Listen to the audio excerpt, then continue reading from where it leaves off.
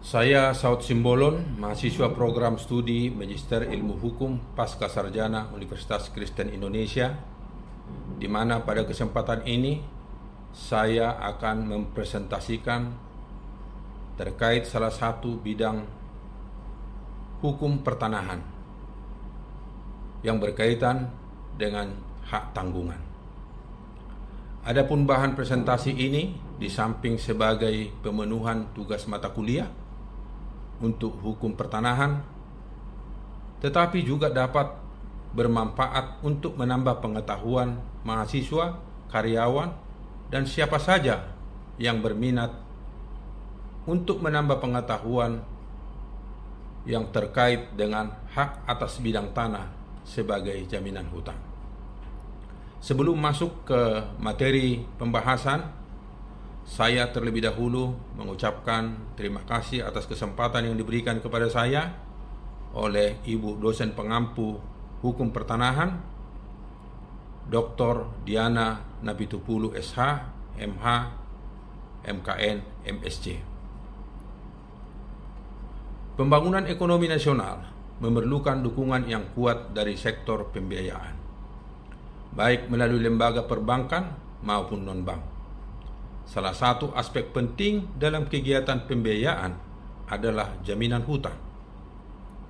Dalam praktek hukum di Indonesia, tanah adalah merupakan objek jaminan yang paling sering digunakan karena memiliki nilai ekonomi tinggi, serta kepastian hukum melalui sertifikat hak atas tanah tersebut. Untuk menjamin pelunasan hutang yang bersumber dari perjanjian kredit, maka diperlukan suatu lembaga hukum yang memberikan jaminan atau kepastian serta perlindungan hukum bagi kreditur tanpa menghilangkan hak-hak dari debitur. Oleh karena itu, lahirlah hak tanggungan atas tanah dan benda-benda yang berkaitan dengan tanah yang diatur melalui Undang-Undang Nomor 4 Tahun 1996 tentang hak tanggungan atas tanah beserta benda-benda yang berkaitan dengan tanah. Sebelum kita lanjut kepada pembahasan tentang hak tanggungan, kita flashback sejarah lembaga hak tanggungan. Hak tanggungan di Indonesia tidak dapat dipisahkan dari sejarah hukum agraria, di mana mengalami perubahan signifikan dari masa kolonial hingga masa kemerdekaan. Sebelumnya, jaminan atas tanah menggunakan sistem kolonial yang kemudian digantikan oleh lembaga hak tanggungan yang lebih modern. Dalam hal ini, paling tidak ada 3 fase yang perlu kita ketahui. Pertama, masa sebelum kemerdekaan atau hukum kolonial, di mana pada masa penjajahan Belanda, jaminan atas tanah diatur dalam Kitab Undang-Undang Hukum Perdata atau KUH Perdata dengan lembaga disebut hipotek. Hipotek hanya berlaku untuk tanah-tanah dengan status barat dan tidak dapat digunakan untuk tanah-tanah adat. Selain hipotek, terdapat pula kredit perban, yaitu suatu lembaga jaminan yang digunakan oleh pemerintah kolonial untuk tanah-tanah adat dan hak-hak barat tertentu di luar wilayah yang diatur oleh KUH Perdata. Yang kedua, masa Undang-Undang Pokok Agraria atau UU-PA. Undang-Undang Nomor 5 Tahun 1960 tentang Peraturan Dasar Pokok-Pokok Agraria atau UU-PA menjadi landasan hukum agraria nasional. UU-PA mencabut berlakunya hukum agraria kolonial, termasuk ketentuan mengenai hipotek dan kredit perban. Namun karena belum ada undang-undang pengganti, lembaga-lembaga jaminan yang lama masih terus digunakan tanpa dasar hukum yang kuat. Hal ini menimbulkan ketidakpastian hukum karena sistem jaminan lama tidak selaras dengan prinsip-prinsip agraria nasional yang dianut dalam Undang-Undang Pokok Agraria, seperti asas pemisahan horizontal. Untuk mengatasi kekosongan hukum dan menciptakan sistem jaminan yang seragam, maka pemerintah mengesahkan Undang-Undang Nomor 4 Tahun 1996 tentang hak tanggungan atas tanah beserta benda-benda yang berkaitan dengan tanah pada tanggal 9 April 1996. Undang-undang ini secara resmi menghapus hipotek dan kredit perban sebagai jaminan atas tanah dan menggantinya dengan hak tanggungan. Yang ketiga, perkembangan modern, di mana pada saat ini pemerintah terus melakukan perbaikan dan penyempurnaan. Seiring berkembangnya teknologi, pada saat ini pemerintah mulai mengimplementasikan sistem hak tanggungan terintegrasi secara elektronik untuk mempermudah dan mempercepat pelayanan. Hak tanggungan memberikan kedudukan preferen atau hak mendahului bagi kreditur pemegangnya, serta memiliki kekuatan eksekutorial yang memungkinkan pelunasan hutang melalui pelelangan umum tanpa perlu putusan pengadilan. Dengan demikian, hak tanggungan menjadi instrumen penting dalam praktek pembiayaan di Indonesia, terutama dalam sektor perbankan. Namun demikian, dalam prakteknya sering muncul berbagai persoalan hukum, seperti pelaksanaan eksekusi, pendaftaran, dan perlindungan terhadap pihak ketiga. Oleh karena itu, penting untuk memahami secara mendalam konsep dasar hukum dan implementasi hak tanggungan dalam membebankan tanah sebagai jaminan hutang. Sehubungan dengan hal tersebut, dengan jelas di atas, maka perlu kita memahami pengertian hak tanggungan. Apa sebenarnya pengertian dari hak tanggungan tersebut? Pasal 1 ayat 1 Undang-Undang Nomor 4 Tahun 1996 menyebutkan hak tanggungan atas tanah beserta benda-benda yang berkaitan dengan tanah adalah hak jaminan yang dibebankan pada hak atas tanah sebagaimana dimaksud dalam Undang-Undang Nomor 5 Tahun 1960 tentang Peraturan Dasar Pokok-Pokok Agraria. Berikut atau tidak berikut benda-benda lain yang merupakan satu kesatuan dengan tanah itu, untuk pelunasan hutang tertentu yang memberikan kedudukan yang diutamakan kepada kreditur tertentu terhadap kreditur lain.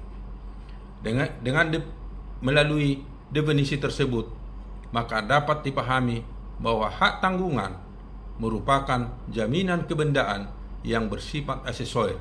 Artinya, keberadaannya bergantung pada perjanjian pokok atau hutang. Jika hutang lunas, maka hak tanggungan pun hapus. Pasal 10 ayat 1 Undang-Undang Nomor 4 Tahun 1996, pemberian hak tanggungan didahului dengan janji untuk memberikan hak tanggungan sebagai jaminan pelunasan hutang tertentu yang dituangkan di dalam dan merupakan bagian tak terpisahkan dari perjanjian hutang piutang yang bersangkutan atau perjanjian lainnya yang menimbulkan hutang tersebut. Dari definisi dan pengertian di atas, oleh karena itu, maka kita bisa mengambil sifat atau ciri dari hak tanggungan itu. Yang pertama, memberikan hak mendahului atau diutamakan, disebut dengan istilah droit de préférence kepada kreditur. Nomor 2, bersifat tetap dan mengikuti objeknya, disebut dengan istilah droit de suite. Artinya, berpindahnya kepemilikan tanah tidak menghapus hak tanggungan. Nomor 3, memiliki kekuatan eksekutorial atau disebut dengan istilah parate eksekusi, yaitu jika debitur gagal bayar, kreditur memiliki hak untuk menjual objek jaminan secara langsung tanpa melalui proses pengadilan yang berbelit-belit. Nomor 4, harus didaftarkan di kantor pertanahan untuk memperoleh kekuatan hukum. Terkait dengan hak tanggungan tersebut, maka dalam hal ini saya menjelaskan atau menyebutkan objek hak tanggungan. Pasal 4 Undang-Undang Hak Tanggungan adalah: pertama, hak milik; yang kedua, hak guna usaha; yang ketiga, hak guna bangunan; nomor 4, hak pakai atas tanah negara yang dapat dipindahtangankan. Hak tanggungan dapat dibebankan pada hak atas tanah, bangunan, tanaman, dan hasil karya yang menjadi satu kesatuan dengan tanah. Dalam prakteknya, maka perlu juga kita ketahui bagaimana implementasi eksekusi. Dan saya juga akan memberikan sebuah contoh terkait kasus hak tanggungan di Indonesia. Pelaksanaan eksekusi hak tanggungan: jika debitur uang prestasi, kreditur memegang hak tanggungan pertama dapat menjual hak tanggungan melalui lelang umum untuk melunasi piutangnya. Hal ini terdapat dalam pasal 6 Undang-Undang Hak Tanggungan, di mana proses ini disebut dengan parate eksekusi, dengan langkah-langkah sebagai berikut. Pertama, pemberitahuan uang prestasi kepada debitur. Nomor 2, permohonan lelang ke Kantor Pelayanan Kekayaan Negara dan Lelang atau KPKNL. Nomor 3, penjualan melalui lelang umum. Nomor 4, pembayaran hasil lelang kepada kreditur.